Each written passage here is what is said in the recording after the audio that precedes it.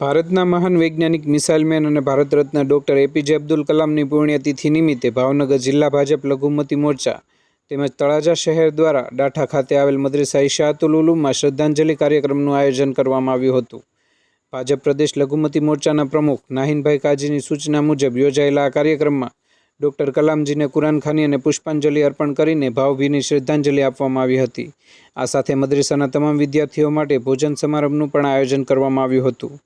આ કાર્યક્રમમાં ભાવનગર જિલ્લા ભાજપ લઘુમતી મોરચાના અધ્યક્ષ તુર્કી હનીફભાઈ તથા ડાઠા ગામના સરપંચ પ્રસન્નાબા તેમજ જિલ્લા ભાજપ ઉપપ્રમુખ રજાક ખાન પઠાણ તથા તળાજા શહેર ભાજપ લઘુમતી મોરચાના પ્રમુખ ફિરોઝભાઈ પીઠડિયા તથા અલ્તાફભાઈ સહિત આગેવાનો તથા કાર્યકર્તાઓ તથા મદ્રેસાના વિદ્યાર્થી અને સ્થાનિક લોકો આ કાર્યક્રમમાં ઉપસ્થિત રહ્યા હતા।